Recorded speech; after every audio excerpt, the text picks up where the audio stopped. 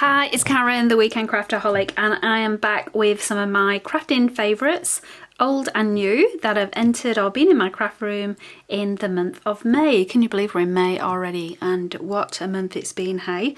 Hopefully some restrictions have been lifted where you live. I feel we're very fortunate here in WA where we've not been impacted too much to begin with, and the restrictions are lifting as well, so things are getting back to normal. So I hope you're all staying safe.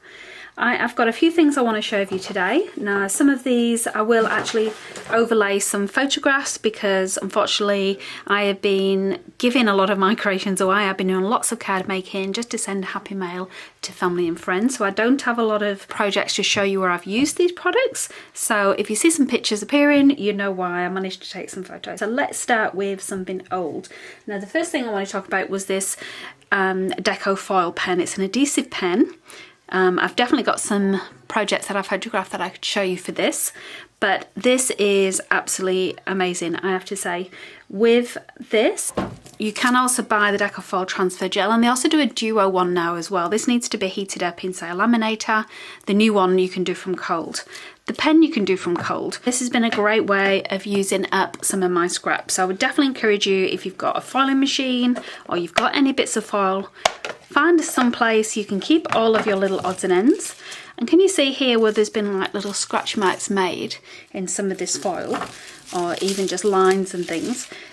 What I do is mark this where I want it to be on my project, simply put a piece of foil over it, and then if you rub it with a bone folder or just apply pressure using anything really, it then leaves that little bit of foil. So I've absolutely loved getting back into my foils, and you can see I've got quite a few scraps to work through, and this is perfect for that.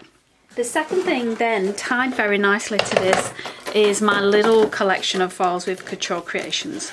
So I seem to have amassed lots of random different foils in my craft room. I've got some of the Ming, I've got some of the foil quill, and I've also got these Go Press and Foils, because if you've seen my Go Press and Foil, I have uploaded a couple of videos on how to use the Go Press and Foil in different ways. And so this is where my big collection is. And I absolutely love these. They're really affordable because the size of them, they're not too big. They're probably a third of the price of the foil quill and the mink foil. And I don't do huge projects, so these lengths are perfect for me.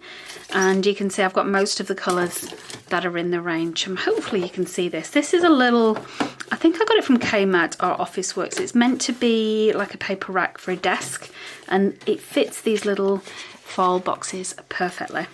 So I have been using heaps of these in card making this month. I wish I'd taken more photographs, to be honest, but I was on a bit of a mission to get them in the post. Didn't even think about it, but I just love the effect of it using foil on any project. And like I say, you've got the option of using that with your dies, which I have, but then I've also my scraps that have been left over, I've been using it with the adhesive pen, the Decofoil pen. It's very affordable, very cheap. I definitely recommend, if you've not got one of these in your stash, to give it a go, try it out. And let me move this out of the way. And with everything I'm showing today, I'll obviously put links down below in case you're interested in them. And so we've covered off the pen, we've covered off the foils. Something a little different is stencils. Now I have actually, I think a lot of people actually have. Stencils, I think, are coming back in fashion, I have to say. I've seen them all over the place. I'm a little bit addicted. I think maybe because I'm doing a bit more mixed media. I've been collecting lots of smaller stencils, so I could use modelling paste, do lots of mixed media effects. This one, I love it. I've got the collection from Simple Stories, the Autumn Splendor. If you saw my little sign in May, you'll see I use that as well. But I just love how versatile they are and different ways you can use them. Stencils have been a big favourite for me in the craft room. And something else which is completely different is cross stitch. Now, the reason I'm thinking about this now is because I reckon this would be an amazing design to cross stitch. You could do some gorgeous little embroidery stitches, chain stitches, whatever you wanted to do with this as well. So don't forget you can use your stencils in lots of different ways, not necessarily just filling them with ink and then using it as a background. So this is my little bag for cross stitch on the go, and I've got a few little projects in here. Recently been away for the weekend, which is why you saw me absent a little while on Instagram, if you're following me on that. And you'll see this particular design that I started. So I had a couple of days to make a start on this. I've actually had this for about 5 years. It's ridiculous. I got this sale in Spotlight, and you see it's only a tiny one. It's only 7.5 centimeters square. But I've made some really good progress on it, as you can see. So I've actually loved getting back into doing cross stitch. Whilst I've been binging on Netflix, I've been sat at the TV making some of these little projects. And you see I've got all my thread ready. So I've got a few different ones in here that I can make a start on. I always keep just a little pair of scissors in there as well for my thread, and of course just a little pen as well, just to mark off where I've seen. So if you've not given cross stitch a try, definitely give it a go. You're more cost effective to actually just buy a little kit. I think this one was like $5, so you can get them quite small. It comes with all the thread you need, it even comes with a needle, and then the aider as well that you stitch on. But I've also been loving cross stitching this month. In terms of something new, I've only actually got 2 new things that have come into my craft room, which I'll come to. But first of all, there are 2 other things that I wanted to share with you. So you'll see on the screen now Vicky Bouton's YouTube videos. I've been a subscriber to Vicky Bouton for quite some time. She doesn't normally post quite regularly, but over the past month of May, I noticed that she, probably in April actually, she started posting more regularly again because of the lockdown and everyone wanting to do a little bit more. So I kind of binged those throughout the month of May. So I just love sitting there with my morning coffee and seeing what she'd uploaded overnight. So definitely check out Vicky Bouton if you've not. The other shout out I wanted to do is for Missy Whiddon on YouTube. Now again, if you've not come across her, there's links below. She is one of my idols, her and Paige Evans. I just think are creative geniuses, and I love to scrap lift. In fact, you'll have seen my video last week. I did a scrap lift of Missy Whiddon's style. Because I just love the way she has key elements. It's almost like a fashion designer. You know it's a Missy Whiddon design when you see those bits of thread, or you know, the distress and the watercolour and the gesso and all that kind of stuff. But she had her YouTube channel removed for probably, I don't know, 9 months maybe. So that was a bit of a loss. That's come back. So throughout the month of May, I have been catching up, trust me. Certainly not new on the scene. She's been around a long time, and quite rightly, her crafting style is amazing to watch. So check out her. She's another one of my favourites. But going back to products in my craft room, there's just 2 of them, as I mentioned. The first one is these tweezers. There we go. Hopefully you can see that against the black, but these are so precise and sharp. They are amazing. I just want to show you just how good they've been for using my sequins. So these are some gorgeous sequins from the Stamp Spot. I think they're absolutely perfect for my Maggie Holmes collections. But you can see just how easy it is, even to pick up the most delicate of sequin, the most tiniest of sequin. It's just, they are so precise. I absolutely love these, and I've been reaching for them more and more.